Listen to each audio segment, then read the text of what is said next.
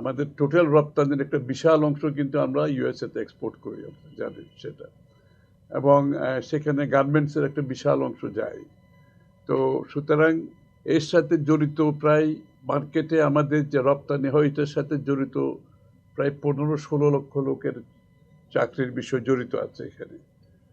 এবং এটা শুধু $8 বিলিয়ন রপ্তানি না ইউএসএতে, এটার সাথে জড়িত আরো অনেক অর্থনৈতিক কর্মকাণ্ড আছে।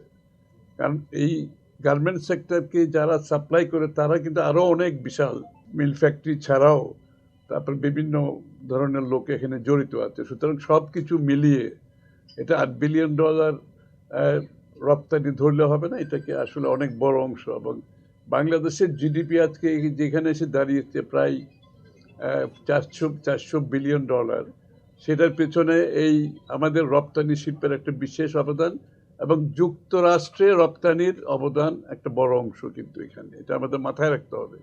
শুধুমাত্র $8 বিলিয়ন রপ্তানি ক্ষতিগ্রস্ত হবে না, 15 লক্ষ লোকের চাকরি যাবে না।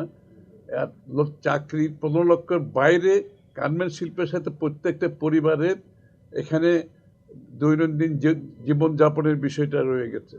সুতরাং অনেক একটা বড় বিষয় নিয়ে কিন্তু আমরা একটা কঠিন সময় পার করছি। এটার সমাধান যদি সঠিকভাবে করতে না পারি আমরা, তাহলে আমাদের অর্থনীতিতে আমাদের কর্মসংস্থানে এবং অর্থনীতির সাথে জড়িত যে সমস্ত সার্ভিস সেক্টর আছে, ইন্ডাস্ট্রি আছে, সবাই এফেক্টেড হবে। অনেক বড় বিষয় এটা। সুতরাং এটাকে আমরা অন্য কোনো কিছুর সাথে ট্রেড অফ করা সম্ভব না।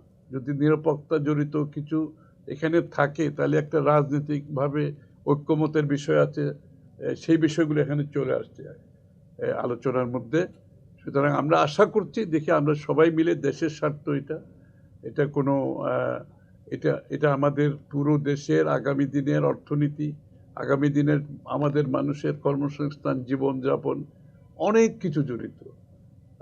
এই জন্য এবং অন্যান্য দেশের সাথে আমাদের যে সম্পর্ক আছে, সবাই সব কিছু মিলিয়ে এটা আমাদেরকে ঐক্যবদ্ধভাবে আমরা সবাই মিলে এটার একটা সুষ্ঠু সমাধান দরকার। এই জন্য আমরা বসেছি আজকে আলোচনায়, আমরা ওনাদের কথাগুলো শুনেছি এবং এর পরিপ্রেক্ষিতে আমাদের বিএনপির পক্ষ থেকে আমরা চেষ্টা করব সরকারের সাথে আমাদের বিষয়টা ওনাদেরকে জানাবো।